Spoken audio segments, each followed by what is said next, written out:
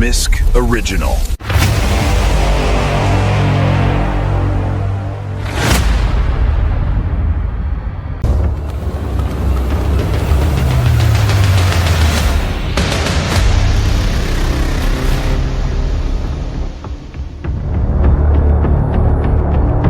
पिछली किस्त में आपने देखा था कि मैं लीना के कवर में इस्तांबुल के पुराने तर्क रेस्टोरेंट तक पहुंची, जहां असल खेल खाने पीने का नहीं, हसास मालूमात की खरीदो फरोख्त का था।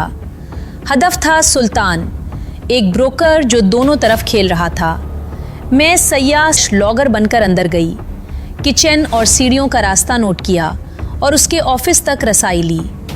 ऑफिस में मैंने एक बग लगाया, मगर फौरन पता चला कि असल डील ऑफिस में नहीं, साथ वाले प्राइवेट मीटिंग हॉल में होती है। यानी पहला अंदाज़ा गलत निकला और मिशन एक दर्जे ज़्यादा ख़तरनाक हो गया। अगली मुलाकात में हमने गलती कवर कर ली। मैंने दोबारा अंदर जाकर मीटिंग रूम में भी बग लगा दिया। अब ऑफिस और हॉल दोनों कवर हो गए। इसी दौरान तस्वीर साफ हुई कि सेलर कौन है। मुमताज़ आलमगीर, अंदर का आदमी, वही जो अपना राज बेच रहा था। खरीदार शुरू में नामालूम था, मगर फिर ऑफिस वाले बग से सुल्तान की कॉल पकड़ी गई। शर्मा, कल हर हाल में पहुंचो, जर्मन पार्टी तैयार है। शर्मा, रॉ का कोड नाम, यानी असल बायर इंडियन एजेंट था और सुल्तान हमें सिर्फ बेट की तरह इस्तेमाल कर रहा था। इसी मोड़ पर ऑस्कर ने मुमताज़ को फॉलो करके उसका होटल और कमरा निकाला। फैसला वाज़ेह था, चैनल ख़त्म करना है तो लिंक्स तोड़ने होंगे। मैं मुमताज़ के होटल गई, लीना के कवर में, और वहीं मुमताज़ वाला बाब बंद हुआ। फाइलें, USB, सब चीज़ें सामने आ गईं। अब हमारे पास पूरी चैन वाज़ेह है। सुल्तान ब्रोकर है, शर्मा बायर है, और अगला कदम इन्हीं दोनों पर है।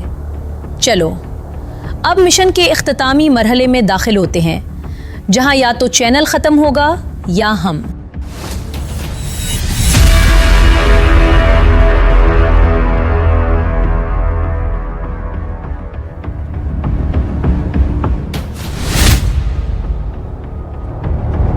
रात के मिशन के बाद होटल लौटकर हम अगले मरहले की प्लानिंग में डूब गए थे। फिर वो खामोश वक्फा आया जब जिस्म हार मान लेता है मगर दिमाग नहीं।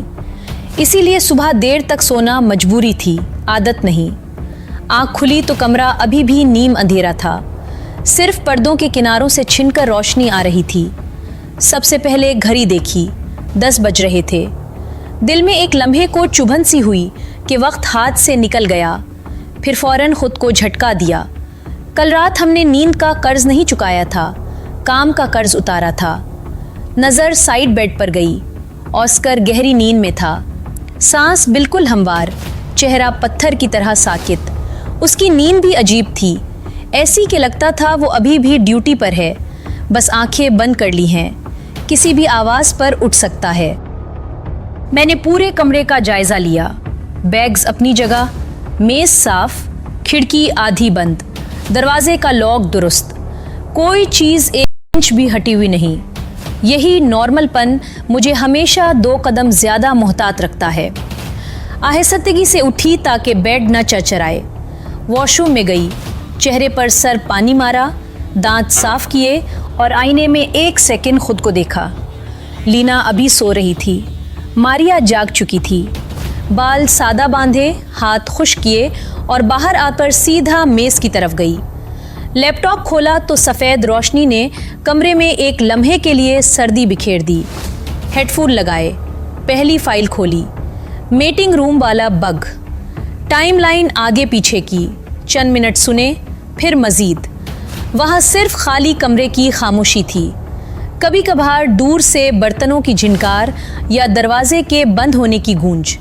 नोट किया, मीटिंग रूम सुबह इस्तेमाल नहीं हुआ। सुल्तान ने सुबह तक वक्त ऑफिस या नीचे हॉल में रखा था। दूसरी फाइल, ऑफिस वाला बग। वो जगह जहां सुल्तान रेस्टोरेंट मालिक नहीं, ब्रोकर बनकर सांस लेता है। 9:30 बजे वाली रिकॉर्डिंग पर जंप किया। शुरू में आम बातें, अमले को हिदायत, सप्लाई का जिक्र, मैनेजमेंट की डांट। वही नर्म लहजा जिसमें हुक्म भी मिठास लिए होता है।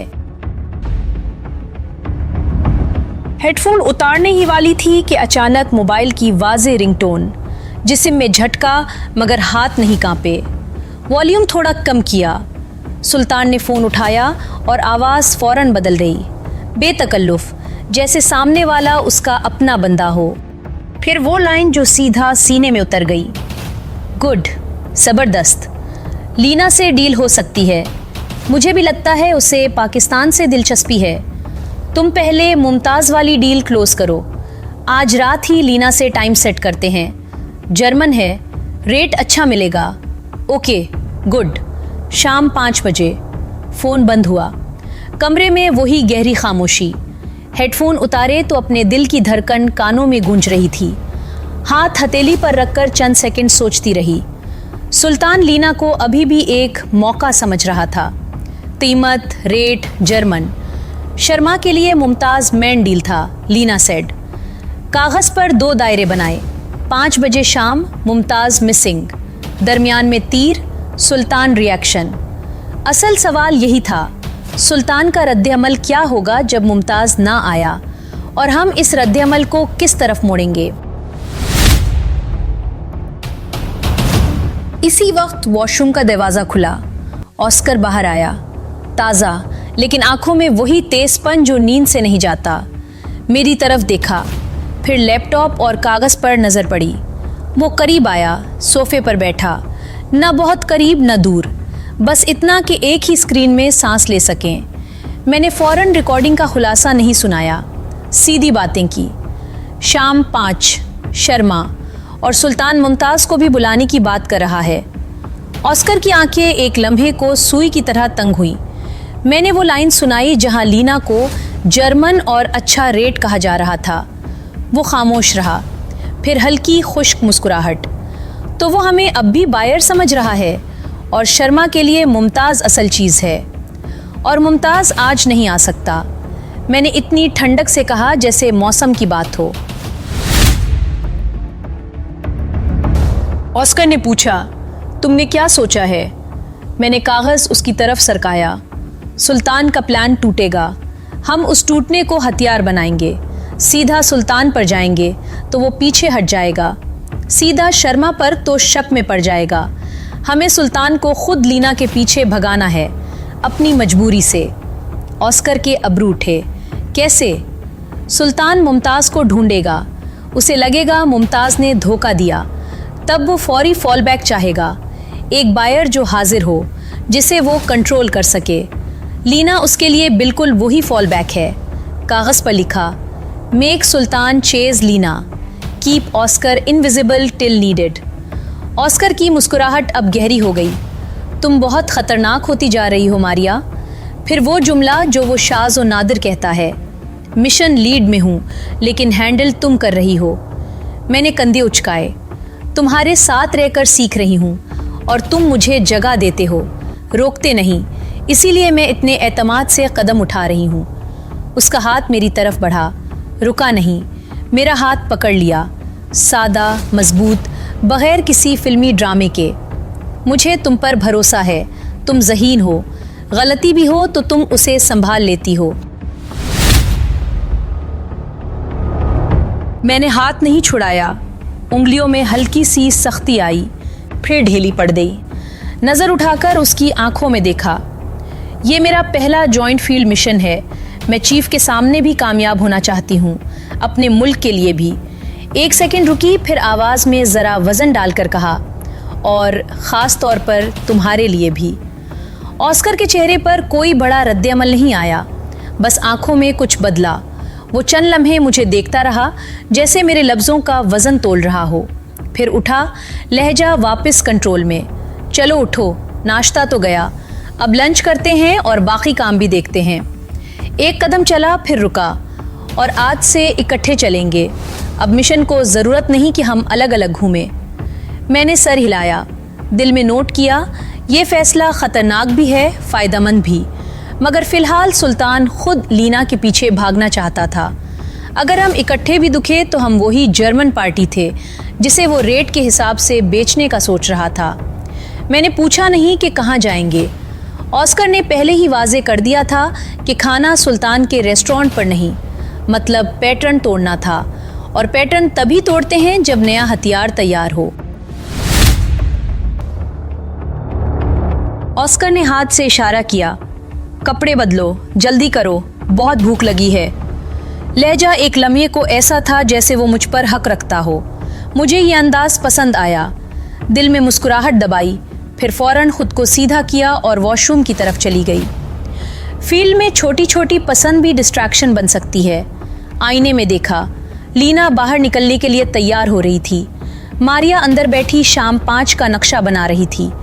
आज मकसद खाना नहीं था, आज मकसद सुल्तान को अपने ही टूटे प्लान में हमें हल समझने पर मजबूर करना था। और जब ब्रोकर खुद आपके पीछे भागने लगे तो अगला कदम आप नहीं उठाते, वो उठाता है। हम होटल से निकले तो मैंने फौरन नोट किया, ऑस्कर के हाथ में वही लैपटॉप बैग था, भारी मगर आम बैग जैसा। मेरे जहन ने खुद ही वज़न का हिसाब लगा लिया। ये सिर्फ लैपटॉप नहीं था, मैंने अंदाज़ा लगाया इसमें वही फाइल और USB भी है जो रात वाले सीन के बाद हमारे पास आई थी। मैंने सवाल नहीं किया। फील्ड में सवाल कभी कभी कमज़ोरी बन जाता है और कभी अलार्म।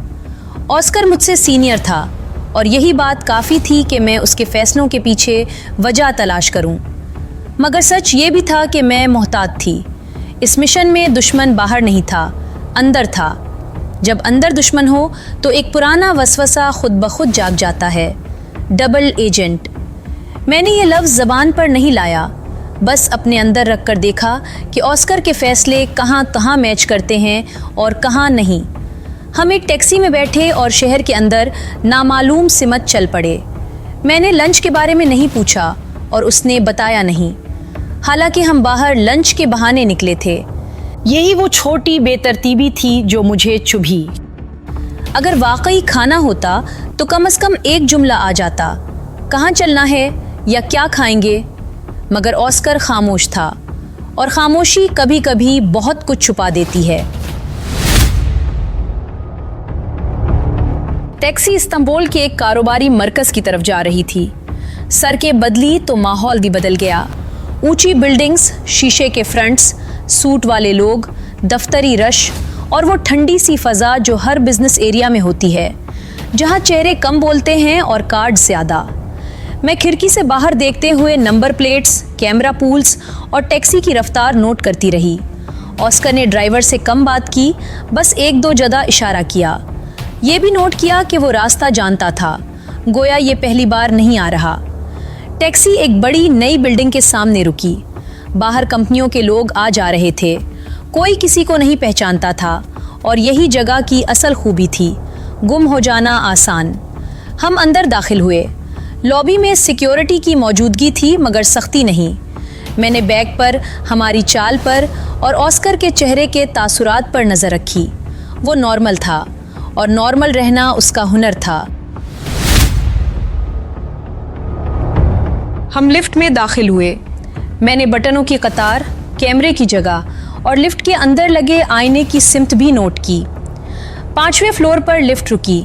हम बाहर निकले तो सामने शीशे के दरवाजे पर एक तख्ती लगी थी, Bosporus gate imports and exports. एक इंपोर्ट एक्सपोर्ट कंपनी, ऐसी कोर कंपनी जिसके अंदर आना जाना मुकम्मल तौर पर नॉर्मल लगता है। दरवाजे के पार अंदर मुख्तलिफ क्यूबिकल और ऑफिस नज़र आ रहे थे। Finance, shipping, clearance, client handling, एक ही कंपनी के अलग अलग डिपार्टमेंट्स। ये सब इतना रियल बनाया गया था कि यहाँ कोई भी आसानी से घंटों बैठकर भी मशकूक न लगे। ऑस्कर मुझे साथ लेकर सीधा एक अंदरूनी ऑफिस की तरफ गया, जैसे उसे पता हो कि कौन सा दरवाज़ा किसके लिए है। अंदर दाखिल होते ही सामने मेज़ के पीछे एक पाकिस्तानी चेहरे वाला नौजवान बैठा था। वो फौरन उठ खड़ा हुआ, जैसे हमें पहले से देखने की तवक्को हो। उसने ऑस्कर का नाम लेकर गर्मजोशी से हाथ मिलाया। गर्मजोशी में भी कंट्रोल था, जैसे जज्बात नहीं, पहचान बोल रही हो। फिर वो मेरी तरफ आया और हाथ मिलाते हुए ऐसे मुखातिब हुआ कि मैंने अपनी हैरत को अंदर ही अंदर चुपचाप लॉक कर दिया। कैसी हो फातिमा 03? मैंने पलक भी नहीं झपकी, बस होठों पर वही नॉर्मल सा जवाब रखा जो फील्ड में मुझे जिंदा रखता है।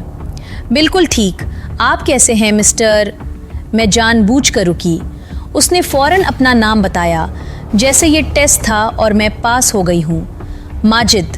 फिर साथ अपना कोड भी, मुख्तसर अंदाज में, इतना कि पैगाम वाजे हो जाए, ये बंदा अपना है। मेरे अंदर जो सवाल था, ऑस्कर मुझे यहाँ क्यों ले आया, वो इसी लम्हे बैठ गया। मैंने खुद को एक हल्का सा सांस लेने दिया, मगर चेहरे पर नहीं आने दिया। हम बैठ गए। माजिद ने लंच का पूछा, फिर काफ़ी, फिर चाय, मगर ऑस्कर ने हर चीज़ से मना कर दिया। मुझे तब समझ आई कि ये लंच का प्लान नहीं था, ये हैंड ऑफ था। ऑस्कर ने लैपटॉप बैग माजिद के हवाले किया, बगैर किसी लंबी वजाहत के। कोई ड्रामा नहीं, कोई जज्बाती लाइन नहीं, सिर्फ एक हरकत और एक मकसद। माजिद ने बैग लेकर साइड पर रख दिया, ऐसे जैसे ये मामूल की बात हो। फिर उसने बस इतना कहा, आप लोग मुतमईन रहें। मैंने अंदर ही अंदर उस जुमले का मतलब पढ़ लिया। ये बैग में सिर्फ लैपटॉप नहीं था, ये वो सबूत थे जो रात को मुमताज़ से रिकवर हुए थे। फाइल, USB और वो चीज़ें जिनका हमारे पास रहना अब रिस्क बन चुका था। मिशन अभी मुकम्मल नहीं हुआ था। अगर हम ये अपने पास रखते तो एक सर्च, एक चेक, एक गलत नज़र और हम पूरा ऑपरेशन अपने हाथ से जला देते। इसलिए ये चीज़ें खामोशी से महफूज हाथों में वापस जाना ज़रूरी थी।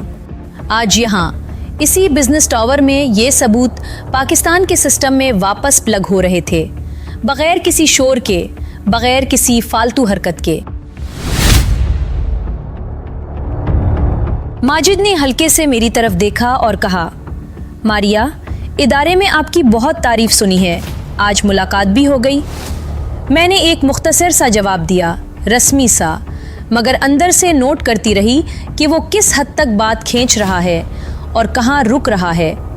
फिर बात चंद मिनट इदारे, काम और हालात पर रही, आम सी मगर मकसद वाली। माजिद कुछ ज़्यादा पूछ रहा था, ऑस्कर कम बोल रहा था, और ये मुझे अच्छा लगा, क्योंकि इसका मतलब था आज हम बातें लेने नहीं आए, आज हम चीज़ें दे कर जा रहे हैं। आधे घंटे बाद हम दोबारा बिल्डिंग के बाहर थे, टैक्सी के इंतज़ार में। हवा में सर्दी नहीं थी, मगर मेरे अंदर एहतियात का मौसम चल रहा था। मैंने ऑस्कर की तरफ देखा, उसके चेहरे पर वही सुकून था जो तब आता है जब एक बड़ा बोझ सही जगह रख दिया जाए। अब हमारे पास रास्ता साफ था, सबूत महफूज, रिस्क कम, और सुल्तान शर्मा की शाम 5 वाली विंडो अभी खुली हुई थी। और मैं जानती थी असल लंच अब भी नहीं आया था। असल खाना वो था जो शाम को मेज़ पर रखा जाना था, और हम उस मेज़ पर बैठने नहीं, सिलसिला तोड़ने जा रहे थे। हम बिल्डिंग से निकलकर पैदल चलने लगे, रफ्तार नॉर्मल, कंधे हल्के, जैसे हम वाकई वही गैर मुल्की जोड़ा हूँ जो इस्तांबुल घूमने आया हो। ऑस्कर ने रास्ते में एक बार भी पीछे मुड़कर चेक वाला ड्रामा नहीं किया, मगर मैं जानती थी वो सड़क के शीशों, दुकानों की खिड़कियों और सामने आती गाड़ियों के अक्स में सब देख रहा है। मैं भी देख रही थी, बस मुख्तलिफ जाविये से। 5 मिनट की वॉक के बाद हम एक खूबसूरत रेस्टोरेंट में थे। बाहर से ये जगह बस अच्छी लगती थी, अंदर आई तो समझ आई क्यों ऑस्कर ने यहाँ चुना। रोशनी नरम, मूसीकी कम, शोर काबू में, और हर टेबल के दरमियान मुनासिब फासला। हमें एक साइड वाली टेबल मिली, आमने सामने मगर तन्हा, ऐसी के बाद भी हो सके और किसी की तवज्जो भी ना चुपके। ऑस्कर ने मेनू मेरी तरफ सरकाया और पूछा, क्या खाओगी? लहजा ऐसा था जैसे वाकई मुझे डेट पर ले आया हो और मेरी पसंद पूछ रहा हो। मैंने एक लम्हा मेनू देखा, फिर बस 2 चीज़ें बताएं, सादा और जल्दी आने वाली। उसने वेटर को एक इशारा किया, ऑर्डर दे दिया, और फिर मोबाइल निकालकर स्क्रीन पर उंगली चलाने लगा। मैसेज टाइप कर रहा था या कुछ और, मैंने पूछा नहीं, मैंने बस नोट किया। उसने फ़ोन ऐसे रखा कि स्क्रीन मेरी तरफ ना हो, और वेटर के करीब आते ही उसने फ़ौरन फ़ोन नीचे कर दिया। ये आदतें रोमान की नहीं होती, ये फील्ड की होती हैं। मुझे यहाँ की मालूमात नहीं थी, कौन सा रेस्टोरेंट किस सड़क पर महफूज है, किस जगह कैमरे कम हैं, किस जगह अमला कम सवाल करता है, ये सब ऑस्कर के जहन में पहले से बैठा था। मैं अब आहिस्ता आहिस्ता समझ रही थी कि वो क्यों लीड है। वो काम को आखिरी लम्हे पर नहीं छोड़ता, वो पहले से रास्ते बनाकर रखता है। खाना आया तो हमने खामोशी से शुरू किया। मैं संजीदा थी, वो भी। हमारी खामोशी में बेतकल्लुफ़ी नहीं थी, बल्कि कंट्रोल था। वो कंट्रोल जो इंसान को गलत लफ्ज़ बोलने से रोकता है। मैंने एक दो नवाले लिए ही थे कि मेरे मोबाइल पर हल्की सी आवाज़ के साथ मैसेज आया। मेरी पलकें एक लम्हा को भी ना हिलीं, बस हाथ फौरन स्टेडी हो गया। चीफ। मैंने मोबाइल उठाया, मैसेज खोला। चीफ का टेक्स्ट मुख्तसर था मगर साफ। उसकी ज़बान में वही खुश्क तारीफ जो सिर्फ काम पर होती है। Maria, good work. Oscar briefed me. The handoff was clean and your handling of the chain is solid. You're thinking 2 steps ahead. Keep it that way. Stay with Oscar and follow his timings. Trust the process, not the noise. Next window, 1700. No improvisation unless forced. Chief. Message पढ़कर मेरे अंदर कहीं एक छोटा सा वज़न हटा। तारीफ नहीं, बल्कि ये कन्फर्मेशन कि हम गलत लाइन पर नहीं हैं। मैंने मोबाइल नीचे रखा और तशक्कुर भरी अंदाज में ऑस्कर की तरफ देखा। उसने नॉर्मल अंदाज में बस एक नज़र उठाई, जैसे वो पहले ही जानता हो चीफ ने क्या लिखा होगा, और फिर खाना जारी रखा। उसका ये नॉर्मल रहना मेरे लिए अजीब भी था और मुफीद भी, क्योंकि फील्ड में जज्बाती रिएक्शन सबसे पहले कवर को तोड़ता है। मैंने चीफ को मुख्तसर रिप्लाई किया। Copy, chain secured, staying on timings, Maria. मैं वापस खाने की तरफ आई, मगर जहन में ऑस्कर की बातें घूम रही थीं। माजिद वाला हैंड ऑफ, फिर ये मैसेज और चीफ का ख़ास तौर पर ऑस्कर की टाइमिंग का जिक्र, ये सब एक ही लाइन में जोड़ रहा था। मैंने ख़ुद को रोका नहीं। अगर सवाल पूछना है तो यहाँ, इस टेबल पर, इस शोर में जहाँ कोई लफ्ज़ बाहर नहीं जाएगा। मैंने आहिस्ता से कहा, ऑस्कर, तुम चीफ के साथ डायरेक्ट हो? वो फ़ौरन चूका नहीं, बस चम्मच रखकर मेरी तरफ देखा।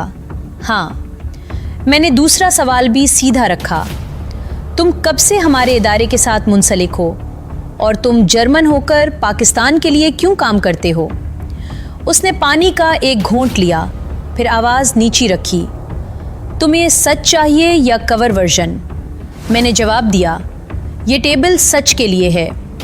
ऑस्कर ने चंद सेकंड सोचा, फिर मुख्तसर मगर साफ बात की, बग़ैर किसी बड़े दावे के। मैं जर्मन हूँ और मैं अपने सिस्टम के अंदर भी हूँ, लेकिन कुछ ऑपरेशंस ऐसे होते हैं जो किसी एक मुल्क के बस के नहीं होते। हमारे और तुम्हारे बीच एक मुश्तरका खुफिया समझौता है, ऑफ द रिकॉर्ड महदूद लोगों तक। कुछ चैनल्स को बंद करना, कुछ लेक्स को रोकना, कुछ ब्लैक मार्केट्स को ख़त्म करना। इसमें कोई रोमान नहीं, मफाद है, और तुम्हारा मफाद इस वक्त मेरा भी है, क्योंकि अगर ये चैनल खुला रहा तो कल मेरी साइड पर भी यही जहर आएगा। मैंने उसकी आंखों में देखा। झूठ बोलने वाला आदमी अक्सर ज़्यादा समझाने लगता है। ऑस्कर ने ज़्यादा नहीं समझाया, बस इतना जितना ज़रूरी था। फिर उसने एक लाइन रखी जो मेरे लिए असल थी। मैं यहाँ पाकिस्तान के ख़िलाफ़ नहीं हूँ मारिया, मैं यहाँ इस चैनल के ख़िलाफ़ हूँ जो रियासतों को खोखला करता है। मैंने सर हिलाया, मगर दिल में पूरी तरह नर्म नहीं हुई। फील्ड में पूरा यकीन ख़तरा है। फिर भी चीफ के मैसेज और माजिद वाले हैंड ऑफ ने एक बात साबित कर दी थी, ऑस्कर ने हमें गलत हाथ में नहीं दिया, कम अज़ कम आज तक। खाना ख़त्म हो चुका था और वक्त भी काफ़ी गुजर गया था। ऑस्कर ने फ़ौरन मिशन की तरफ रुख मोड़ा, जैसे बात की हद वहीं ख़त्म। अब सुनो, सुल्तान शाम 5 पर शर्मा को बुला रहा है। मुमताज़ के ना आने से वो या तो घबराएगा या जारे होगा। हम दोनों को उस वक्त पहुंचना है जब सुल्तान को लगे कि वो कंट्रोल में है, और असल में कंट्रोल हमारे हाथ में हो। हमने 10 मिनट में प्लान दोबारा चेक किया। कौन किस जाविये से अंदर जाएगा, कौन किस वक्त कमरा छोड़ेगा, कौन खामोश रहेगा और कौन बोलेगा। ये सब बातें हीरो नहीं बनाते, लेकिन यही चीज़ें जिंदा रखती हैं। फिर ऑस्कर ने घड़ी देखी, 4 बज रहे हैं। उसने बिल दिया, पर्स निकाला, वेटर को सीधा पेमेंट की। होटल और सुल्तान के रेस्टोरेंट तक आधा घंटा। हम बाहर सड़क पर आ गए। हवा में दिन की गर्मी कम थी, मगर मेरे अंदर शाम की विंडो चल रही थी, 5 बजे। और अब जो भी होगा वो रेस्टोरेंट की खुशबुओं में नहीं छुपेगा, वो अल्फाज में निकलेगा, और एक गलत लफ्ज़ भी पूरा मिशन तोड़ सकता था। आधे घंटे बाद मैं और ऑस्कर अपने होटल और सुल्तान के रेस्टोरेंट के करीब खड़े थे। इतनी दूर के वहाँ तक पहुँचने में 2 मिनट लगे, मगर इतनी करीब कि अगर कोई देख रहा हो तो हमें एक ही रास्ते की लाइन में ना बांध सके। ऑस्कर ने घड़ी देखी, फिर मेरी तरफ देखा, जैसे पहले से तयशुदा बात बस ज़बान पर लानी हो। मारिया, तुम अकेली जाओ, अभी 5 बजने में वक्त है, तुम्हारा पहले जाना बेहतर होगा। मैंने फ़ौरन समझ लिया, वो चाहता था कि मैं सुल्तान की हालत, उसके लहजे और कमरे के मूड को पहले पढ़ लूँ, और वो खुद पीछे रहकर हमें कोड भी देगा और कान भी। मैंने बस ओके कहा और चल पड़ी। पीछे मुड़कर ज़्यादा देखना भी एक इशारा होता है, मगर मैंने एक बार नज़र फिसलाई। ऑस्कर ने कदम बदले, हल्का सा जाविया लिया, फिर मेरी लाइन से हट गया। मेरा अंदाज़ा गलत नहीं था, वो होटल की तरफ जा रहा था, अपने रूम में, जहाँ से वो बग की फीड पर हमारी बातें सुन सके, बैकअप भी और कंट्रोल भी। रेस्टोरेंट के अंदर कदम रखते ही माहौल बदल गया। दोपहर की हलचल कम थी, मगर सिस्टम चल रहा था। मैं सीधी मैनेजर के पास गई। इरादा यही था कि सुल्तान को इत्तला दिलवा दूं, मगर मैनेजर ने खुद पहले बोल दिया, इतनी जल्दी कि लगा वो भी इंतज़ार में था। मैडम लीना, सुल्तान साहब आपका 10 बार पूछ चुके हैं, ना आज आपने यहाँ नाश्ता किया ना लंच, और आपने अपना नंबर भी सुल्तान साहब को नहीं दिया। मैंने छोटा सा सांस अंदर खींचा। इंतज़ार अच्छी चीज़ है, मगर हद से बढ़ जाए तो शक भी बन जाता है। मैंने चेहरे पर आम सी मुस्कुराहट रखी। हम सुबह से घूमने निकले हुए थे। क्यों, खैरियत? दिल में खुशी भी थी कि सुल्तान बेचैन है, मगर साथ ही एक खतरे की बो भी। बेचैनी अक्सर गलती कराती है, या जाल। मैनेजर ने इंटरकॉम उठाया, चंद सेकंड में बात की, फिर फ़ोन रखते ही हटकर रास्ता दिया। मैडम, आप चली जाएं, ऊपर मीटिंग रूम में सर आपका इंतज़ार कर रहे हैं। मैंने एक लम्हा हॉल में नज़र दौड़ाई, फिर सीढ़ियाँ चढ़ती चली गई। रफ्तार नॉर्मल, कदम हल्के, जैसे मेरे पास वक्त ही वक्त हो। 1 मिनट बाद मैं सुल्तान के सामने सोफे पर बैठी थी। वो बैठा नहीं था, कमरे में 2 कदम चल रहा था। चेहरा वही था, मगर आज उसकी आंखों में वो चमक नहीं थी जो कल फ्लर्ट में थी। आज वो परेशान था, और परेशानी में आदमी अपने असल पर आ जाता है। वो मेरे सामने बैठा तो फौरन बोल पड़ा, लीना, मुमताज़ धोखा दे गया है। सुबह से फ़ोन कर रहा हूँ, मुमताज़ का फ़ोन बंद जा रहा है। उसने दोनों हाथ खोलकर जैसे सूरत हाल मेरे सामने रख दी।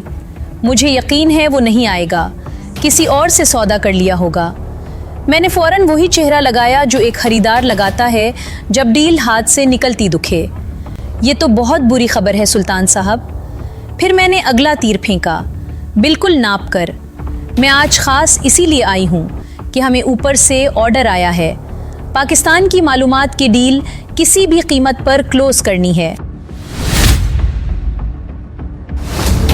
सुल्तान के मुंह से बेइख्तियार ओ निकला। वो फौरन सीधा हुआ, जैसे उसके सामने पैसा नहीं, मौका खड़ा हो गया हो। फिर अचानक उसने ऑस्कर का पूछ लिया। सवाल में जल्दी थी और एक हल्की सी फिक्र भी, या शक। और ऑस्कर? मैंने मुख्तसर जवाब रखा, ज़्यादा वजाहत नहीं। वो अपने ग्रुप के साथ है, मसरूफ़ था, नहीं आ सका। ये झूठ नहीं था, बस अधूरा सच था। सुल्तान चंद लम्हे खामोश हो गया। उसका दिमाग तेज़ी से चल रहा था। आज वो मुझे आंखों से नहीं खा रहा था, आज वो डील के हिसाब में डूबा था। ये मेरे लिए आसानी भी थी और ख़तरा भी, क्योंकि जब आदमी कारोबार में डूबता है तो जज्बाती गलतियाँ कम करता है, मगर चालाकी बढ़ जाती है। मैंने उसकी सोच काट दी, जानबूझकर। अगर मुमताज़ का नंबर बंद है तो आप उस सोर्स से बात करें जिसके ज़रिए मुमताज़ आप तक पहुंचा था। सुल्तान चूक गया, फिर आंखों में हल्की सी खुशी जागी, जैसे उसे कोई रास्ता दुख गया हो। ये बात अच्छी याद दिलाई तुमने, उसने फौरन कहा। फिर उसके चेहरे पर घबराहट वापस आई। वक्त कम है, शर्मा को हर हाल में आज डील बना कर देनी है। शर्मा आने वाला है। ये कहते ही उसने फ़ोन निकाला और किसी को कॉल मिला दी। मैंने दिल में सोचा, ऑस्कर हेडफोन लगाए, होटल के कमरे में बैठा मेरा सवाल सुन चुका होगा और गालिबन इसी लम्हे वो अपने अंदर मुझे दाद भी दे रहा होगा। यही तो वो छोटा सा धक्का था जो सुल्तान को असल चैन की तरफ ले जाता है। लेकिन अगले ही लम्हे मेरे अंदर सब कुछ सख्त हो गया। सुल्तान किसी ऐसी ज़बान में बात कर रहा था जो तरकश नहीं थी। आवाज़ में सख्ती थी, अल्फाज तेज़ थे। मुझे जुमले नहीं समझ आ रहे थे, मगर दो नाम वाज़े थे, मुमताज़ और हैबतुल्लाह। मेरा जहन फ़ौरन सीधा हो गया। एक नया किरदार, एक नई चैन, और ये चैन हमारे नक्शे में नहीं थी। सुल्तान ने चंद मिनट बात की, फिर फ़ोन बंद करके परेशानी से सांस छोड़ा। सॉरी लीना, ये बंदा भी कह रहा है मुमताज़ से मेरा कोई राब्ता नहीं। इसे भी किसी और ने फ़ोन पर मिला कर दिया था। इनकी आमने सामने मुलाकात नहीं। मैंने अंदर ही अंदर नोट किया, मुमताज़ जो कह रहा था वो सच था। इससे पहले डील नहीं हुई थी। वो वाकई पहली बार निकला था और इसीलिए जल्दी में था। मैंने एक सवाल ऐसा पूछा जो गैर खतरनाक लगे, मगर मुझे मालूमात दे। आप कौन सी ज़बान में बात कर रहे थे? तरकश तो नहीं थी? सुल्तान ने जैसे मामूल की बात हो कंधे हिलाए। अफ़गानी, पश्तो। मेरे बाप अफ़गान थे, माँ तुर्क थी। मेरे लिए ये नई मालूमात थी, और नई मालूमात हमेशा दो मानी रखती है, या दरवाज़ा खुलता है या झूठ। मैं हैबतुल्लाह के बारे में बराह रास्त नहीं पूछ सकती थी। मैं समझ रही थी कि वो कहाँ से हो सकता है, मगर अभी चेन अधूरा था और अभी असल ख़तरा आने वाला था। 5 बजने के आसपास मैंने बस इतना कहा, अब क्या करे सुल्तान साहब? वो जवाब देने ही वाला था कि दरवाजे पर दस्तक हुई। एक दफ़ा नहीं, 2 बार, एतमाद के साथ। सुल्तान फ़ौरन उठा, दरवाज़ा खोला और एक आदमी अंदर आ गया। वो क्लीन शेव था, बालों की कट ऐसी जैसे रोज़ सुबह आईने के सामने वक्त देता हो। जिस्म फिट, कंधे सीधे, चाल में वही कंट्रोल जो या तो फ़ौजी में होता है या ऐसे आदमी में जो खुद को फ़ौजी दिखाना चाहता हो। गिरे रंग का सादा सूट, मगर घड़ी महंगी, आंखें ठंडी, और देखने का अंदाज ऐसा जैसे वो कमरा नहीं, लोगों की कमज़ोरियां पढ़ रहा हो। मैं नहीं उठी। मैंने अंदाज़ा लगा लिया था, यही शर्मा है, और RAW होने का इम्कान अंदाज़ा नहीं रहा था, तकरीबन यकीन था। सुल्तान ने तारुफ करवाया, ये लीना और ये हैं वजह शर्मा। शर्मा ने हाथ बढ़ाया, मैंने हाथ मिलाया। उसकी गिरफ्त मजबूत थी, मगर असल चीज़ उसकी नज़रें थीं। वो हाथ नहीं देख रहा था, वो मेरा चेहरा पढ़ रहा था। 1-2 सेकंड ज़्यादा, जैसे वो जहन में चेहरा महफूज कर रहा हो। वो सुल्तान के साथ वाले सोफे पर बैठ गया। मेरे अंदर हल्की सी मायूसी चप गई। इसलिए नहीं कि वो मेरे करीब आता, बल्कि इसलिए कि अगर वो मेरे साथ बैठता तो मेरे लिए एक काम आसान हो जाता। मगर फील्ड में आसानी कम ही मिलती है। सुल्तान ने फ़ौरन मुमताज़ वाली परेशानी शर्मा पर उंडेली, जैसे अपने आप को बरियोज़िम्मा साबित करना चाहता हो। शर्मा का लहजा तेज़ था, गुस्से की हद तक कंट्रोल्ड। सुल्तान, मुमताज़ को ढूंढो, हर सूरत में। मुझे वो मालूमात ख़रीदनी है। तुमने डील कंफर्म की थी। फिर उसकी नज़र मुझे छू गई और अगला जुमला जहर की तरह आया, या तुम झूठ बोल रहे हो। तुमने उस जर्मन के साथ डील कर ली होगी।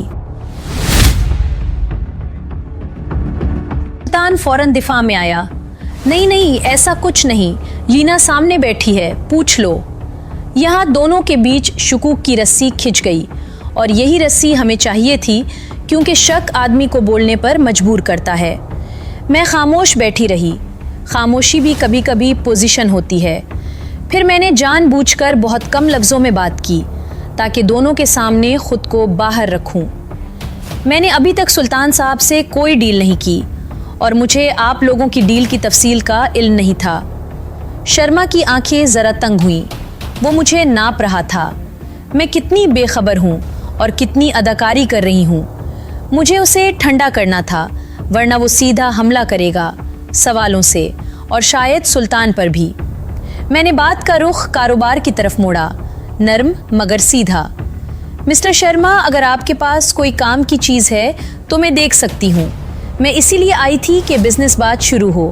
आप दरमियान में आ गए हैं तो बेहतर है तीनों बात करने। सुल्तान फौरन खुश हो गया, जैसे उसे झगड़े से बचने का रास्ता मिल गया हो।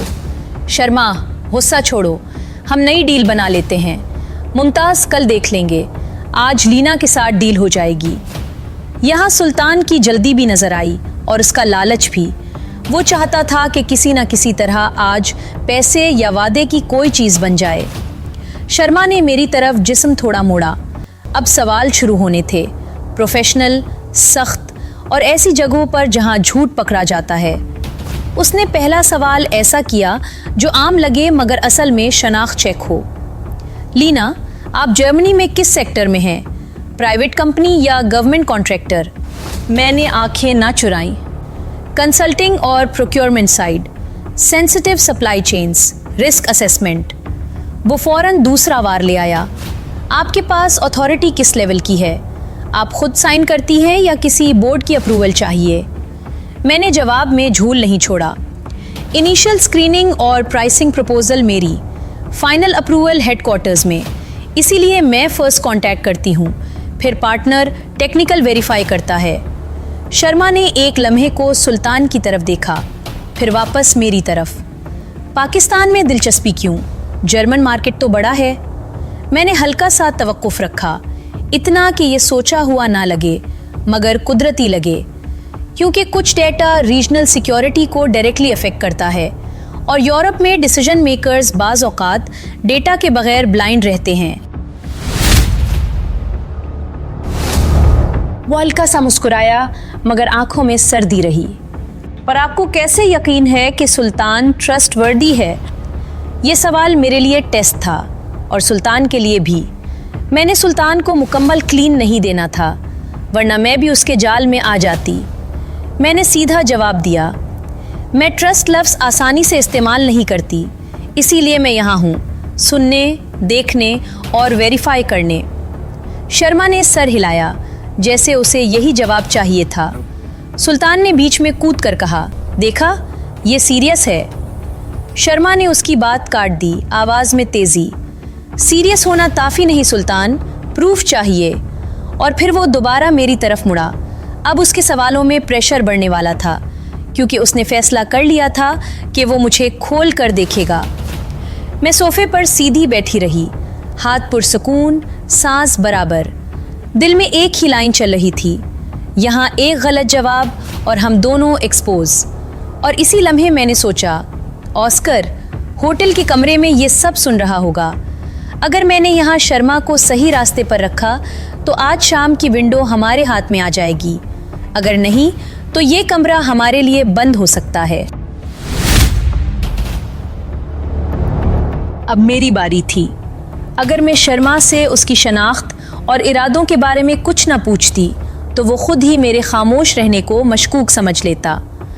RAW वाले लोग सवाल से ज़्यादा खामोशी से डरते हैं, क्योंकि खामोशी का मतलब होता है सामने वाला कुछ छुपा रहा है या बहुत कुछ जानता है।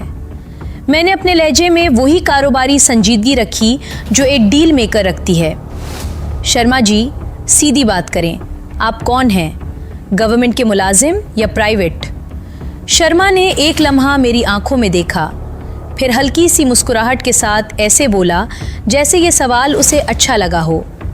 आप उसे प्राइवेट समझ लें, लेकिन मेरे रवाबित वहीं तक हैं जहां आप समझ रही हैं। मैंने फ़ौरन दूसरा सवाल रख दिया, और आपके पास पाकिस्तान की कौन सी हसास मालूमात हैं जिन पर आप मुझसे डील करना चाहते हैं? जनरल बातें नहीं, कैटेगरी बताएं। इस बार शर्मा का चेहरा जरा सख्त हुआ। वो कम बताकर ज्यादा कंट्रोल रखना चाहता था। सिक्योरिटी इंफ्रास्ट्रक्चर, कुछ चैनल्स, कुछ नाम और कुछ ऐसे पॉइंट्स जो अगर सही हाथों में पहुंच जाएं तो पाकिस्तान की रफ्तार कम की जा सकती है। मैंने उसे वो जुमला भी दे दिया जो उसे चुभना था, ताकि वो अपनी असल नीयत जाहिर करे। आप तो पाकिस्तान के दुश्मनों में से हैं, फिर आप ये सब सेल क्यों कर रहे हैं? शर्मा के होठों पर एक बहुत छोटा सा तंज आया, जैसे उसे ये अखलाकी सवाल बचकाना लग रहा हो। दुश्मनी हमेशा एक मुल्क अकेला नहीं निभाता लीना, यूरोप भी अपना किरदार अदा करता है। कुछ लोग पाकिस्तान को गैर मुस्तहकम देखना चाहते हैं ताकि खित्ते में ताकत का तवाज़ुन उनके हक में रहे। मैं बस इस खेल में अपना हिस्सा बेच रहा हूँ। ये जवाब सुनकर मैंने अंदर ही अंदर नोट किया, ये सिर्फ पैसा नहीं, ये स्ट्रेटजी बेच रहा है। और इस तरह के लोग खुद को अहम साबित करने के लिए थोड़ा ज़्यादा बोल जाते हैं। बस शर्त यह है कि सामने वाला उन्हें एतमाद दे। मैंने चेहरे पर दिलचस्पी रखी, जैसे मुझे वाकई ये बड़ी डील लग रही हो। अच्छा, अगर मैं इस पर आगे बढ़ूं तो प्रोसेस क्या होगा? कब बैठेंगे डील करने? आप मालूमात कब देंगे ताकि मैं थोड़ी स्टडी कर सकूं? शर्मा ने अपनी कुर्सी पर हल्का सा पीछे होकर बैठते हुए कहा, आज नहीं, आज पहली मुलाकात है। आज एतमाद और तारुफ का दिन है, डील का नहीं। फिर उसने उंगली से टेबल पर एक बार हल्की सी टिप दी। 2 दिन बाद, परसों, मैं एक लिमिटेड सैंपल दूंगा। फिर आप रेट, फ्रेमवर्क और चैनल फाइनल करेंगी। सुल्तान फौरन हाँ में हाँ मिलाने लगा, जैसे उसे शर्मा की हर बात पर ओके कहना ज़रूरी हो। हाँ हाँ बिल्कुल, परसों ठीक रहेगा। बस मुमताज़, शर्मा ने सुल्तान की बात दरमियान में ही रोक दी। पहले मुमताज़ की डील फाइनल करो, जो तुमने कमिट किया था वो पूरा करो, फिर नई लाइनें खोलो। सुल्तान ने फौरन सर हिला दिया, मगर उसके चेहरे पर वही बेबसी थी, क्योंकि मुमताज़ तो हमारी कहानी में वापस आने वाला नहीं था। और यही वजह थी कि आज शर्मा का प्रेशर हमारे हक में भी था और हमारे खिलाफ भी। मैंने दोनों को देखकर ऐसे सांस लिया जैसे मुझे लग रहा हो कि उनकी लड़ाई से मेरी डील खतरे में पड़ रही है। आप दोनों की बातों से लग रहा है कि मैं बीच में फंस रही हूँ। मैं सिर्फ ये चाहती हूँ कि मेरी टाइमिंग क्लियर हो। परसों वक्त और जगह अभी तय कर लें ताकि मैं बर वक्त पहुँचूँ। शर्मा ने मेरी बात सुनी, मगर जवाब देने में जल्दी नहीं की। उसकी नज़रें एक लम्हे के लिए मेरे हाथ पर गईं, जहाँ मेरी मुट्ठी काफ़ी देर से बंद थी। वो शायद महसूस कर चुका था कि मैं कुछ छुपा रही हूँ, मगर वो ये भी देखना चाहता था कि मैं कितना रिस्क ले सकती हूँ। इसी लम्हे सुल्तान अचानक उठा। उसने मोबाइल कॉन से लगाया, जैसे किसी को कॉल कर रहा हो, और बेचैनी में कमरे के कोने की तरफ चंद कदम चला गया। वो आवाज़ आहिस्ता रख रहा था, मगर जिस्मानी हरकत बहुत कुछ बता रही थी। वो या तो वाकई किसी को ढूंढ रहा था या शर्मा को दिखा रहा था कि मैं काम कर रहा हूँ। और मुझे वो मौका मिल गया जिसके इंतज़ार में थी। ये मेरी प्लानिंग का ज़रूरी तरीन हिस्सा था, इसीलिए मेरी ख्वाहिश थी कि शर्मा मेरे साथ बैठता ताकि ये हरकत और भी कुदरती लगती। मगर किस्मत ने उसे सुल्तान के साथ बिठाया था, तो मुझे जाविया बदलकर काम करना था। मैंने अपना बंद हाथ हल्का सा खोला। एक छोटा सा कागज़, पहले से फोल्ड किया हुआ, पसीने की हद तक गर्म। मैंने उसे मेज़ के किनारे के करीब लाकर शर्मा की तरफ ऐसे सरकाया जैसे कोई लड़की चोरी से अपने पसंदीदा को नंबर दे रही हो। शर्मिंदगी नहीं, बस जल्दी और राज। मेरी आंखें उसकी आंखों से नहीं मिली। मैंने बस इतना किया कि कागज़ उसके हाथ के पास पहुंचा दिया। शर्मा ने 1 सेकंड भी ज़ाया नहीं किया।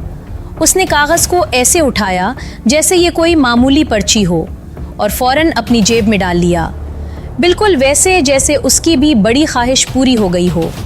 उसकी पलक एक बार झपकी, बस, और वही पलक मेरे लिए हाँ थी। मैंने अंदर ही अंदर खुद को सराहा नहीं, क्योंकि फील्ड में खुशी का मतलब होता है अगली गलती की दावत। मैं बस सीधी बैठी रही, सांस मामूल पर। सुल्तान वापस मुड़ा और शर्मा की तरफ देखकर बोला, मुमताज़ का फ़ोन अभी भी बंद है। शर्मा का चेहरा फ़ौरन सख्त हो गया। 2 दिन के अंदर अगर मुमताज़ से मेरी डील ना करवा सके तो समझो आइंदा कोई डील तुमसे नहीं होगी। फिर मैं हैबतुल्लाह के ज़रिए डील कर लिया करूँगा। हैबतुल्लाह, शर्मा का मुतबादिल चैनल। और ये नोट बहुत कीमती था। लेकिन सुल्तान भड़क उठा। तो जाओ उसी से डील कर लो, मैं लीना की डील किसी और से करवा दूंगा। ये वही सुल्तान था जो कल तक रोमान में नरम था और आज कारोबार में खिरदरा।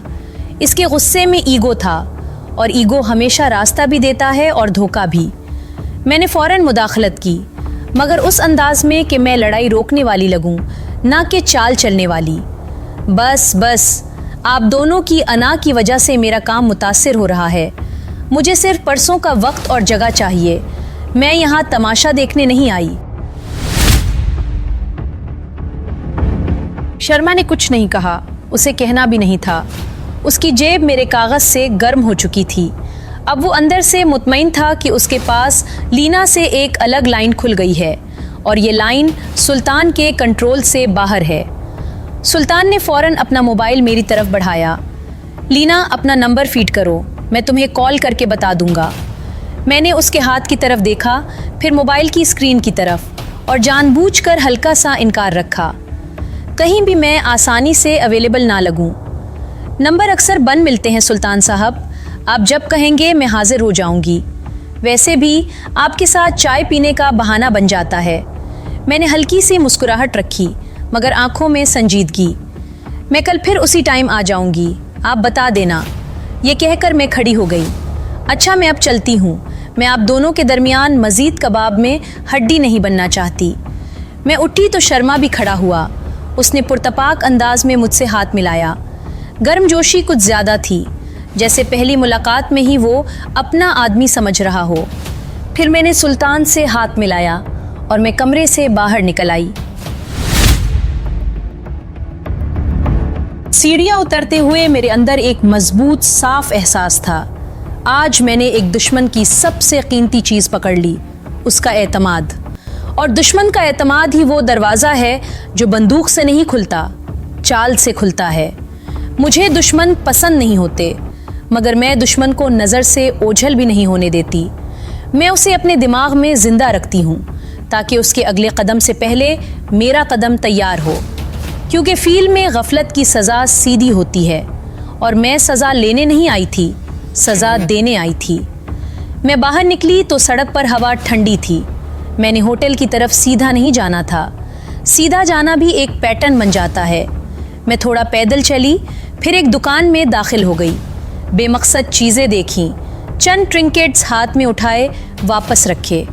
शीशे में अपना रिफ्लेक्शन देखा और इसी रिफ्लेक्शन के पार पीछे की हरकतें। कोई साया साथ नहीं था, कोई टेल नहीं। मैंने दिल को एक लम्हे के लिए तसल्ली दी, फिर दुकान से निकली और मामूल की रफ्तार से होटल वापस आ गई। बिल्कुल ऐसे जैसे मेरी शाम सिर्फ एक रेस्टोरेंट की मुलाकात थी और कुछ भी नहीं। मगर मेरे जहन में कागज़ के उस छोटे से फोल्ड ने एक बड़ा रास्ता खोल दिया था और मैं जानती थी परसों की मुलाकात सिर्फ डील नहीं होगी, ये जाल बंद होने का दिन होगा। दरवाज़ा बंद होते ही मैंने लॉक एक बार नहीं 2 बार चेक किया। हाथ आदतन चेन पर गया, फिर जेब में फ़ोन के वज़न पर। कमरे में वही मध्यम रोशनी थी, वही 2 बेड और वही खामोशी। मगर आज ये खामोशी मुझे सीधी नहीं लग रही थी। मैं अंदर आई तो ऑस्कर पहले से मेज़ पर बैठा था। लैपटॉप खुला, बक की लाइनें चल रही थीं और उसके कान में हेडफोन का एक हिस्सा लगा हुआ था, जैसे वो मेरी हर सांस तक सुन रहा हो। उसने मेरी तरफ देखा, मुस्कुराया और अंगूठा ऊपर करके इशारा किया। गुड मरिया। उसने वही जुमला ऐसे कहा जैसे तारीफ नहीं, मोहर लगा रहा हो। तुमने शर्मा को मुकम्मल कंट्रोल में ले लिया। मैं सब सुन रहा था। मैंने बैग उतारा, मोबाइल मेज़ पर रखा और सांस सीधी की, जैसे अभी भी मीटिंग रूम की कुर्सी पर बैठी हूँ। कागज़ दे दिया है? उसने फ़ौरन पूछा। आवाज़ में वही प्रोफेशनल जल्दी जो काम ख़त्म होने तक कम नहीं होती। मैंने हल्का सा सर हिलाया। हाँ, जेब में गया है।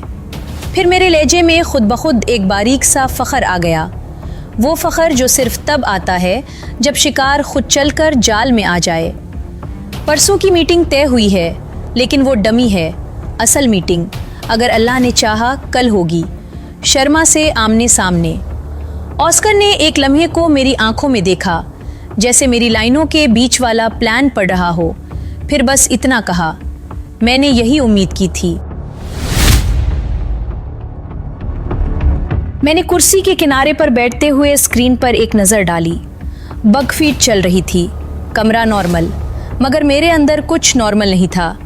अभी चंद मिनट पहले मैं दुश्मन के सामने मुस्कुरा रही थी और अब अपने ही कमरे में वापस आकर मुझे अपनी दिल की धड़कन सुनाई दे रही थी, वाज़े, तेज़ और ज़रा सख्त। मैंने जवाब देने के लिए मुंह खोला ही था कि फ़ोन हल्का सा वाइब्रेट हुआ। एक बार, फिर एक और बार, जैसे कोई खबर हिचकिचाते हुए भी अंदर आ रही हो। स्क्रीन पर पाकिस्तान का नंबर था, घर का नहीं, कोई करीबी। नाम देखते ही मेरे गले में जैसे एक चीज़ अटक गई। मैंने कॉल उठाई। दूसरी तरफ आवाज़ टूटी हुई थी, जल्दी में, और वो अल्फाज जो मैंने कभी सुनने की तैयारी नहीं की थी। मारिया, अब्बू नहीं रहे। मेरे हाथ से फ़ोन ज़रा सा सरक गया। मैंने पकड़ लिया, मगर उंगलियां जैसे सुन्न हो गई हूँ। कमरे की हवा एकदम भारी हो गई। मैंने आस्कर की तरफ देखा और पहली बार मेरे चेहरे से लेना मुकम्मल तौर पर उतर गई। मैं कुछ नहीं बोली, चंद सेकंड, बस सांस की आवाज़। दूसरी तरफ फिर कुछ कहा जा रहा था, तफसील, वक्त, कहाँ, मगर लफ्ज़ मेरे कानों तक आते दिमाग तक नहीं पहुँचते। मैंने सिर्फ इतना कहा, मैं बाद में कॉल करती हूँ, और फ़ोन बंद कर दिया। ऑस्कर एक लम्हे को साकित रहा, फिर वो फौरन मेरे पास नहीं आया, जैसे उसे पता हो कि ऐसे वक्त में हाथ बढ़ाना भी कभी गलत हो जाता है। उसने बस कुर्सी खींची, मेरे सामने पानी रखा और धीमी आवाज़ में बोला, सांस लो, आहिस्ता। मैंने पानी नहीं पिया, मैंने बस ग्लास को देखा, अपने हाथों को देखा। वो हाथ जो चंद मिनट पहले शर्मा के करीब जाकर भी स्टेडी थे, अब कपकपा रहे थे, बहुत हल्का मगर वाज़े। मुझे पाकिस्तान जाना चाहिए।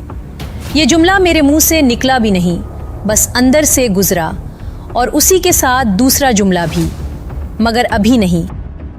ऑस्कर ने जैसे मेरे अंदर की बात सुन ली हो। तुम फैसला अभी मत करो, मैंने टूटी हुई आवाज़ में कहा। ये फैसला नहीं है, ये सज़ा है। वो खामोश रहा, फिर इतना बोला, तुमने उसे खोया है, मगर तुम अभी ख़त्म नहीं हुई। मेरे सीने में एक ज़ोर का खिंचाव हुआ, आंखें जलीं, मगर आंसू नहीं गिरे। मैंने पलकें तेज़ी से बंद करके खोली, जैसे खुद को सीधा कर रही हूँ। मैंने फ़ोन उठाया, स्क्रीन पर वही नाम दोबारा देखा और फिर उसे उल्टा रख दिया, जैसे खबर को मेज़ के नीचे दबा रही हूँ, वैसे ही जैसे हम बग दबाते हैं। ये गलत था, मगर उस वक्त यही मुमकिन था। इसी लम्हे फ़ोन दोबारा वाइब्रेट हुआ। इस बार चीफ था। मैंने कॉल उठाई। चीफ की आवाज़ हमेशा की तरह सीधी, मगर आज इसमें एक लम्हे का तवक्कुफ था। मुझे पता चल गया। मैंने जवाब नहीं दिया, मैं सिर्फ सांस ले रही थी ताकि आवाज़ टूट न जाए। अगर तुम चाहो तो एक्सट्रैक्शन मुमकिन है, चीफ बोला, लेकिन मैं तुम्हें हुक्म नहीं दूंगा, फैसला तुम्हारा है। मेरे हलक में वही अटकी हुई चीज़ फिर हिली। मैंने आंखें बंद की और अपने बाप का चेहरा जहन में आया। वो चेहरा जो कभी मेरे मिशन का हिस्सा नहीं था, मगर मेरी पूरी बुनियाद था। मैंने आहिस्ता कहा, सर, अगर मैं अभी निकल रही तो ये चैन दोबारा बन जाएगा, शर्मा गायब हो जाएगा, सुल्तान नया रास्ता खोल लेगा, और फिर किसी और घर से भी यही कॉल आएगी। कुछ सेकंड खामोशी रही, फिर चीफ की आवाज़ आई, बहुत कम नर्म मगर वाज़े, understood, stay clean, stay alive and finish it. Call ख़त्म हुई तो मैंने फ़ौरन अपना हाथ चेहरे पर नहीं फेरा। मैंने बस सीधा बैठकर सांस अंदर लिया, बाहर निकाला। एक बार, फिर दूसरा। ऑस्कर ने कुछ नहीं पूछा, सिर्फ बोला, तुम क्या चाहती हो? मैंने पहली बार खुद को कमज़ोर होने की इजाज़त दी, सिर्फ एक जुमले में, मैं चाहती हूँ मैं अभी पाकिस्तान चली जाऊँ। फिर मैंने अपनी ही बात काट दी, जैसे किसी गलत जुमले को मिशन ब्रीफ से निकालते हैं। लेकिन मैं नहीं जा सकती, अभी नहीं। ऑस्कर ने सर हिलाया। उसने मेरे हाथ के करीब अपना हाथ रखा, पकड़ा नहीं, बस इतना कि अगर मैं चाहूँ तो खुद पकड़ लूँ। मैंने एक लम्हे के लिए उंगलियाँ उसकी तरफ सरकाईं, हल्का सा टच, फिर वापस खींच ली। लाइनें अभी भी मौजूद थीं, मगर आज वो लाइनें मुझे तोड़ नहीं रही थीं, मुझे संभाल रही थीं। मैंने गहरा सांस लिया और मेज़ की तरफ झुक गई। लैपटॉप की स्क्रीन पर बकफीड चल रही थी। मैंने खुद को दोबारा मारिया नहीं, ऑपरेशन में रखा। परसों की जगह और टाइम कंफर्म करना है, मैंने आवाज़ में वही कंट्रोल वापस लाते हुए कहा। सुल्तान के अफ़गान लिंक हैबतुल्लाह, उसको भी खोलना है। ऑस्कर ने सिर्फ एक लफ्ज़ कहा, गुड। और कमरे में जो खामोशी वापस आई वो अब कमज़ोरी की नहीं थी, वो मेरे बाप के नाम पर लिया गया एक फ़ैसला था कि पहले ये मिशन ख़त्म, फिर मैं टूटूंगी। रात का खाना ऑस्कर ने कमरे में ही ऑर्डर किया था। उसे मेरी कैफियत का अंदाज़ा था, इसीलिए उसने बाहर जाने का कोई प्लान नहीं बनाया। टेबल पर 2 प्लेटें थीं, एक सूप, एक रोटी, और साथ वो खामोशी जो कमरे में दीवारों से टकरा कर वापस आती है। मैं बैठकर देखती रही, खाने को नहीं, अपने अंदर के शोर को। मैं वालिद के बारे में सोच रही थी, आंसू नहीं निकल रहे थे। ये भी ट्रेनिंग का हिस्सा था। जितना मर्जी पहाड़ टूट जाए, जज्बात को उतनी इजाज़त ना दो कि वो मिशन पर कब्जा कर लें। मैंने चंद नवाले ही खाए, ज़बान पर जायका था मगर दिमाग कहीं और था। ऑस्कर सामने बैठा था, हर हरकत पर नज़र रखे हुए, जैसे किसी ऑपरेशन रूम में मॉनिटरिंग कर रहा हो। उसने कुछ नहीं कहा, बस पानी का ग्लास मेरे करीब सरका दिया। अचानक फ़ोन बज उठा। स्क्रीन पर अननोन नंबर था। मेरे दिल ने एक झटका लिया। ऐसा नहीं कि मैं डर गई थी, बल्कि इसलिए कि मुझे इसी कॉल का इंतज़ार था, प्लानिंग के मुताबिक। वही छोटे से कागज़ का जादू।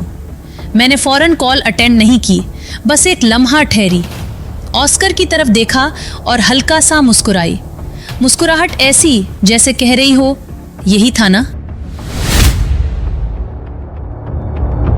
ऑस्कर ने मेरी आंखों से मतलब समझ लिया। उसने बस इतना कहा, अटेंड स्पीकर। मैंने फ़ोन स्पीकर पर डाला और कॉल उठाई। आवाज़ को नॉर्मल रखने के लिए मैंने एक सांस अंदर लिया और फिर बोली, हेलो, कौन? दूसरी तरफ वही लहजा, वही खुद एतमादी, वही हक जताने वाला अंदाज। लेना, शर्मा बोल रहा हूँ। मैंने आवाज़ में दिलचस्पी घूली, खुशी नहीं, बस वो खुशगवार हैरानी जो एतमाद बढ़ाती है। ओह शर्मा जी। रस्मी सलाम दुआ के बाद उसने सीधे काम की बात की। मुलाकात कब करें और आप कहाँ हैं? ऑस्कर पूरी तरह सुन रहा था। मैंने अपने जुमले इतने सादा रखे कि वो मुझे एक नई और मासूम बिजनेस वुमन समझे, मगर इतने कमज़ोर भी नहीं कि शक करे। कल रख लेते हैं, जहां आप मुनासिब समझें। मेरे लिए तो इस्तांबुल नया है, मुझे पॉइंट्स का आइडिया नहीं। शर्मा हंसा, जैसे ये सुनकर उसे मज़ा आया हो कि शिकार ने खुद मान लिया है कि वो रास्ता नहीं जानता। कोई बात नहीं, आप जगह बताएं, मैं गाड़ी भिजवा दूंगा। मेरा ड्राइवर आपको ले आएगा। यहाँ मैंने वही मोड़ लिया जिसके लिए मैंने कागज़ दिया था। मैंने बात प्यार के रंग में नहीं रखी, मैंने उसे डील के वज़न में डाल दिया। शर्मा जी, मेरा पार्टनर ऑस्कर आपको बताता है, आप उससे बात करें, हम दोनों आएंगे, डील फाइनल करेंगे और उठेंगे। एक लम्हे के लिए लाइन पर खामोशी आई, फिर शर्मा की आवाज़ में खुशी की तेज़ी, ज़बरदस्त, बात करवाएं। मैंने फ़ोन ऑस्कर की तरफ बढ़ा दिया। ऑस्कर ने रस्मी अंदाज में हेलो कहा। वो नरम था, लेकिन उसकी नरमी में वो सर्दी छुपी थी जो सिर्फ प्रोफेशनल लोग रखते हैं। 2-3 जुमलों में उसने शर्मा से कल के लिए टाइम और इब्तिदाई पॉइंट कंफर्म कर लिया, लेकिन शर्मा ने एक बात जानबूझकर नहीं बताई, असल जगह कहाँ होगी। वो यही चाहता था कि हम गाड़ी में बैठें और फिर वो हमें ले जाए। कॉल ख़त्म हुई तो कमरे में चंद सेकंड के लिए सुकून सा आ गया, वो सुकून जो तूफ़ान से पहले आता है। मैंने फौरन प्लेट की तरफ देखा, मगर भूख वैसे ही थी, गायब। मेरी उंगलियां टेबल के किनारे पर हल्की हल्की टिक टिक कर रही थीं और मैंने खुद को फौरन रोक लिया। आदतें दुश्मन की ज़बान होती हैं। ऑस्कर ने कुर्सी पीछे की और सीधा बैठ गया। Okay, now we plan. मैंने सर हिलाया।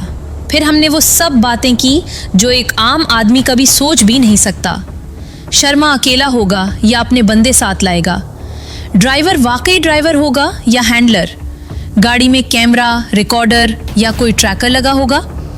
क्या वो हमें किसी बंद जगह ले जाएगा या किसी पब्लिक लोकेशन पर? और सबसे अहम, अगर ये ट्रैप है तो पहला ट्रिगर क्या होगा? दरवाज़ा बंद होते ही या रास्ते में? मैंने कहा, शर्मा ने जगह नहीं बताई, ये अच्छा नहीं। ऑस्कर ने फौरन जवाब दिया, यही इसकी कमज़ोरी है, वो कंट्रोल चाहता है। कंट्रोल लेने वाला अक्सर खुद एक्सपोजर में आ जाता है। मैंने अपनी आवाज़ को हल्का रखा, मगर बात सीधी थी। अगर वो हमें किसी आइसोलेटेड जगह ले गया तो? ऑस्कर ने मेरी तरफ देखा। Then we don't enter blind. फिर वो चंद सेकंड खामोश रहा, जैसे जहन में नक्शा खींच रहा हो। उसके बाद उसने अपना फ़ोन उठाया, नंबर मिलाया और दूसरी तरफ किसी को मुख्तसर और वाज़े हिदायत दी। मैंने सिर्फ इतना सुना, pickup point, backup, follow vehicle, no contact unless I call, confirm plates. वो फ़ोन बंद करके वापस मेरी तरफ देखा। मैंने सवालिया नज़रों से पूछा, किसे? ऑस्कर ने बस एक लाइन कही, माजिद को फ़ोन किया। मेरा जहन फौरन वहाँ चला गया। वही इंपोर्ट एक्सपोर्ट कंपनी वाला माजिद, हमारा बंदा, महफूज हाथ। यानी बेकअप पहले से लाइन अप हो गया। ऑस्कर ने अज़बात में सर हिलाया। फिर उसने एक जुमला कहा और उस जुमले में कोई जज्बात नहीं था, सिर्फ अंजाम की सर्द यकीन दहानी। शर्मा का इख्तिताम करीब है। मैंने इस जुमले को सुना तो मेरे अंदर दो चीज़ें इकट्ठी ली हैं। एक तो मिशन की सख्ती कि आज हम एक दुश्मन को ख़त्म करने की तरफ बढ़ रहे हैं। दूसरी, मेरे वालिद की खबर कि ज़िंदगी ने मेरे घर में भी एक इख्तिताम रख दिया है और मैं वहाँ नहीं हूँ। ऑस्कर ने शायद मेरी आंखों में वो छुपा हुआ झटका देख लिया। उसने लहजा बदला नहीं, बस हुक्म को नर्म कर दिया। बस, मज़ीद डिस्कशन ख़त्म, सो जाओ। सुबह अर्ली मेंटल क्लैरिटी चाहिए। वो अपने बेड पर चला गया, लेट गया, जैसे सो जाना उसके लिए भी एक स्किल हो। स्विच ऑफ करना, दिमाग को बंद करना। मैं अपने बेड पर लेटी, मगर नींद मेरी आंखों से गायब थी। कमरे की मध्यम रोशनी छत पर फैली थी। बाहर शहर की हल्की आवाज़ें थीं, मगर अंदर मेरे लिए दो अलग दुनिया चल रही थी। एक दुनिया, कल का मिशन, ड्राइवर, गाड़ी, अननोन जगह, Sharma, trap, exit routes, backup. दूसरी दुनिया, वालिद, उनकी आवाज़, उनका चेहरा, वो बातें जो मैंने आखिरी बार सुनी थी और वो बातें जो अब कभी नहीं सुन सकूंगी।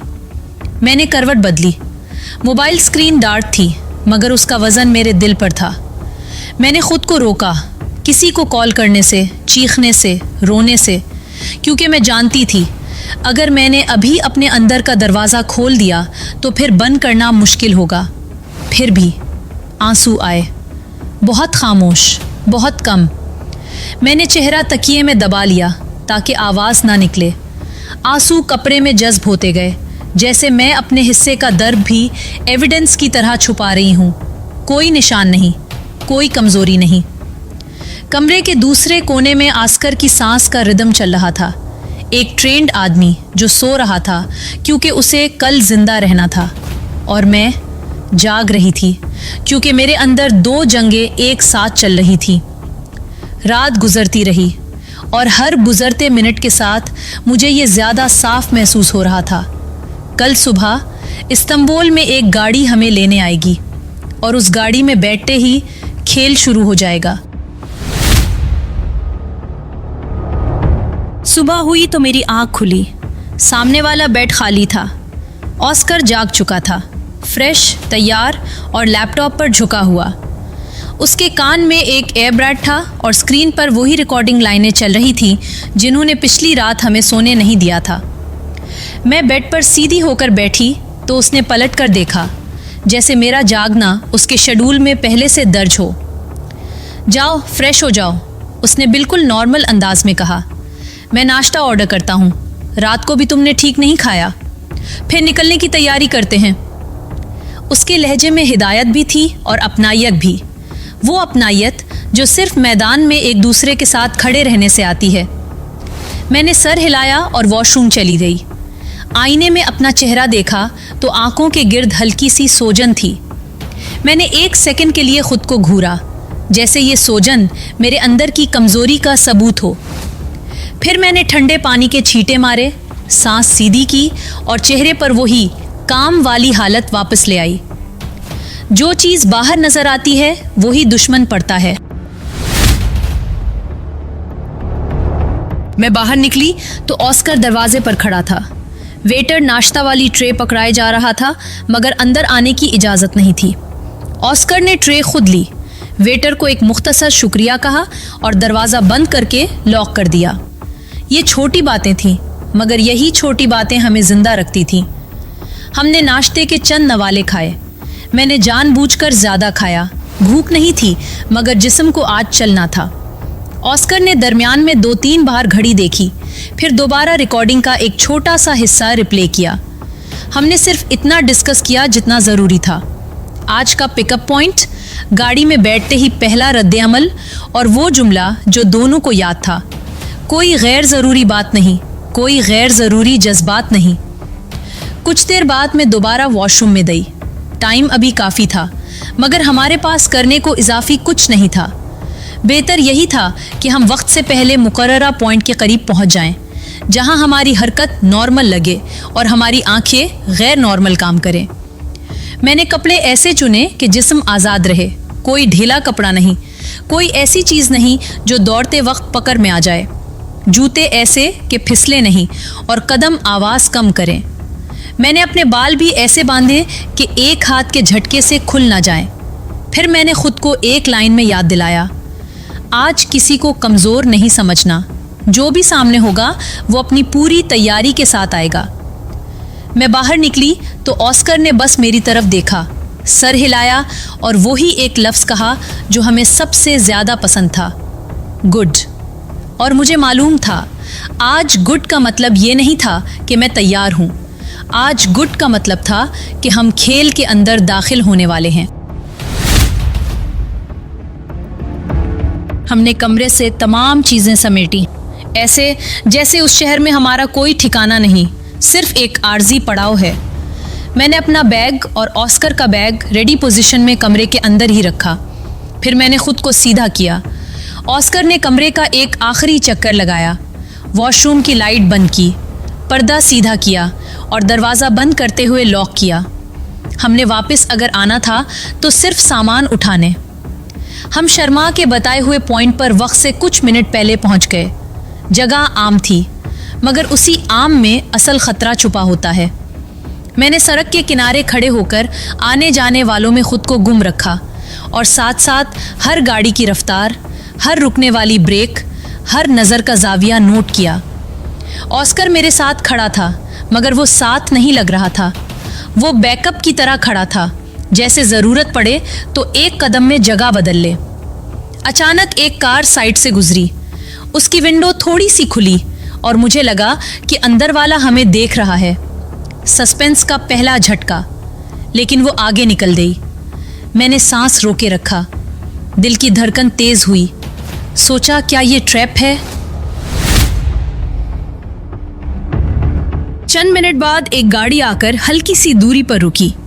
ड्राइवर ने शीशा नीचे किया और नाम लिया। हम बैठ गए। मैंने दरवाज़ा बंद किया तो अंदर की खामोशी से अंदाज़ा हुआ कि ड्राइवर बातूनी नहीं। ये अच्छा भी था और बुरा भी। अच्छा इसलिए कि वो सवाल नहीं करेगा, बुरा इसलिए कि वो हिदायत के अलावा कुछ नहीं बताएगा। दाढ़ी चल पड़ी तो मैंने खिड़की से बाहर शहर नहीं देखा, मैंने रास्ता देखा। मोड़, सिग्नल, अचानक लेन बदलना, 2 बार एक ही सड़क पर वापस आना। वो हमें सीधा नहीं ले जा रहा था। शर्मा अपनी आदत के मुताबिक पहले जहन तोड़ता है, फिर डील। ऑस्कर ने मोबाइल हाथ में नहीं लिया, बस घड़ी देखी और फिर एक बार मेरी तरफ देखे बगैर इतना कहा, ये इसका स्टाइल है। आखिर गाड़ी एक बड़े कमर्शियल कॉम्प्लेक्स के पीछे वाले हिस्से में रुकी। सामने मेन एंट्री नहीं थी, साइड वाला रास्ता था। अंदर जाते ही मुझे बड़ा मॉल स्टोर वाला तासुर मिला। सामान की आमद व रफ्त, पैकिंग के कार्टन और दूर कहीं शोरूम जैसी रोशनी। मगर ड्राइवर ने हमें शोरूम की तरफ नहीं ले जाना था। वो हमें पीछे के दरवाजे से एक अलग हिस्से में ले गया जहां आम गाहक नहीं जाते। राहदारी में एक आवाज़ आई, जैसे कोई कदम, लेकिन कुछ नहीं दिखा। मैंने ऑस्कर की तरफ देखा। वो खामोशी से हाथ जेब में डाले चल रहा था। उसकी जेब में चाकू था, मैं जानती थी। वहाँ शर्मा था, क्लीन शेव, कपड़े सादा मगर महंगे, और आंखों में वही ठहरा हुआ एतमाद, जैसे वो हमेशा कंट्रोल में हो। उसने मुसाफिहा किया और मेरे हाथ छोड़ते वक्त एक लम्हा इजाफी रोका। ये हुक्म था या टेस्ट, दोनों हो सकते थे। मैंने हाथ नॉर्मल अंदाज में वापस खींचा, न जल्दी न जुजक, मगर मेरे जहन में अलार्म बज रहा था। क्या वो मुझे चेक कर रहा है? तुम लोग वक्त पर आए हो, शर्मा ने कहा। उसकी आवाज़ में एक ठंडा हिसाब किताब वाला लहजा था जो मुझे फौरन अलर्ट कर गया। वो अपनी कुर्सी पर पीछे झुककर बैठा था, आंखों में वो मुस्कुराहट जो कारोबारी शौक की तरह थी, नर्म मगर दांत छुपे हुए। ऑस्कर ने जवाब में बस इतना कहा, वक्त की पाबंदी अच्छी होती है। ये ऑस्कर का स्टाइल था, कम अल्फाज ज़्यादा मतलब। शर्मा ने हल्की सी मुस्कुराहट दी, जैसे वो उसे चैलेंज समझ रहा हो। फिर रस्मी सलाम दुआ की और ऑस्कर का तारुफ पूछा। हमने मुख्तसर बताया। ऑस्कर को एक यूरोपीय बिजनेस पार्टनर के तौर पर पेश किया जो इस डील में मेरी पुष्ट पनाही कर रहा था। गुफ्तगू शुरू हुई, मगर मैं देख रही थी कि शर्मा की आंखें हर वक्त हमारे चेहरों पर सकीन कर रही थीं, जैसे कोई कंप्यूटर कोड को चेक कर रहा हो। शर्मा ने मुझे मुखातिब किया, कल के सवालों के तुम्हारे जवाबात ने मुझे मुतमईन और खुश किया। हम अगर मिलकर काम करेंगे तो फ़ायदा बहुत मिलेगा, आपको भी और मुझे भी। उसकी आवाज़ में एक लालच भरा एतमाद था, जैसे वो मुझे हिक पर लगाने की कोशिश कर रहा हो। मैंने भी उसकी तायद की। हम सब की रेपुटेशन में इजाफा होगा। मगर अंदर से मैं उबल रही थी। ये आदमी पाकिस्तान को बेचने की बात कर रहा था, जैसे कोई मार्केट का सौदा हो। ऑस्कर ने बिल्कुल नर्म और कारोबारी अंदाज में कहा, शर्मा साहब, पहली डील है आपके साथ, इसको पहले पाया तकमील तक पहुंचा दें, फिर आगे भी काम करते रहेंगे। मैं समझ गई कि ऑस्कर जल्दी में है। उसकी आंखों में वो इशारा था जो हमारी तरबियत का हिस्सा था, वक्त कम है, हरकत करो। मैंने सीधा पूछा, शर्मा जी, दिखाएं आपके पास क्या है पाकिस्तान के बारे में। शर्मा मुस्कुराया और बोला, बहुत कुछ है, अफ़गानी माल है। एक अफ़गानी से ये सब मिला था। मेरे जहन में फ़ौरन हैबतुल्लाह का नाम गूंजा, वही जो सरहद पार बैठकर साजिशें बुनता है। शर्मा उठा, अलमारी खोली। अंदर एक और सेफ था जो एक पेचीदा कोड से लॉक था। उसने कोड डाला। मैंने नोट किया, 47291। सेफ से एक फ़ाइल निकाली और मेरे सामने फ़ख्रिया अंदाज में रख दी। मैंने चंद सफ़हात का जायज़ा लिया। वहाँ पाकिस्तान के ख़िलाफ़ ऐसे सबूत थे जो किसी भी मुल्क को गैर मुस्तहकम करने के लिए काफ़ी थे। सरहदी इलाक़ों में दहशतगर्द ग्रुपों की फ़ंडिंग की तफसीलात, जो अफ़गानिस्तान से आकर बलोचिस्तान और खैबर पख्तूनख्वा में अदम इस्तेहकाम फैला रहे थे। हसास इदारों की अंदरूनी लेक्स, जैसे इदारे की ऑपरेशनल रिपोर्ट्स जो किसी तरह हाथ लगी थीं। सियासी पार्टियों के खुफिया मुआहदे जो बैरूनी ताकतों से मिलते थे, जिनका मकसद इलेक्शन में इंतशार फैलाना था। और सबसे ख़तरनाक, इक़्तिसादी सबुटाज के प्लान्स। पाकिस्तानी करेंसी को कमज़ोर करने के लिए जाली नोटों की स्मगलिंग और पावर ग्रिड पर साइबर हमलों की तैयारियां। ये सब देखकर मेरा खून खोल उठा। मैं सोच में पड़ गई, गुस्से पर काबू करने की कोशिश की। उस आदमी का गला दबाने का दिल कर रहा था, उसे यहाँ ही ख़त्म कर देने का। फाइल ऑस्कर की तरफ बढ़ा दी।